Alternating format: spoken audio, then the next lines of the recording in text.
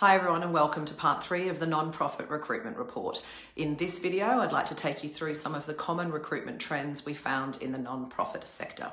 Now, this part isn't a secret. Difficulty filling vacant roles is very common. Jobs and Skills Australia has been doing monthly research for quite some time, and they report between 45 and 50% of actively recruiting employers don't fill the role within a month. Our own research suggests that 70% of organisations in the non-profit sector take more than a month, and a little over 40 take 2 months to fill vacant roles. So what happens when recruitment gets hard? Well, this is what non-profit leaders told us. The most common action is re-advertising. Now, this seems obvious, but there is an opportunity cost, and I'll talk more about that later. Secondly, they try internal talent mobility, promoting or upskilling, which of course is a really smart recruitment strategy. Headhunting is not a very common action that non-profit leaders take. Outsourcing was one of the main responses. Generally, non-profits report partnering with a recruitment agency on hard-to-fill roles or as a last resort. And finally, when hiring gets hard, some leaders choose to review and reset, meaning they are hitting pause rather than re-advertising or outsourcing. Now, I really love this. I think this is a very smart, forward-thinking approach. A thorough needs analysis should be the first step in any recruitment process.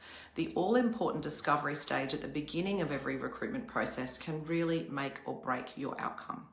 In my experience, one of the key reasons that a recruitment process fails is skipping this very important first step, which we refer to as discovery. It's like setting off on what could be a very long journey without a map. Now, let's take a look at where Australian nonprofits find talent. We asked leaders where they source candidates when they need to hire.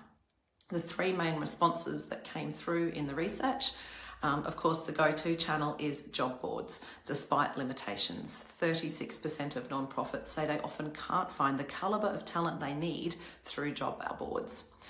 And the first limitation that we found, and this links to the final part of the research in the next video, is the quality of the content. The second limitation is around a question of employers truly understanding and addressing the needs of the audience, the talent that they are trying to attract.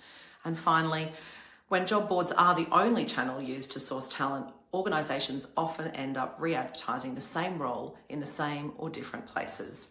Now, this approach definitely has limitations. Of course, there's the cost of duplicating your advertising spend and the effort, but perhaps more importantly, what message does a re-advertised role send to the talent market?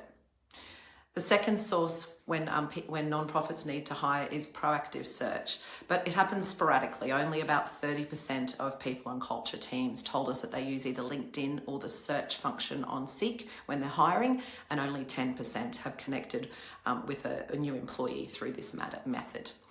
Now, I personally think this is a missed opportunity for nonprofits. When done right, proactive talent search can be very, very successful.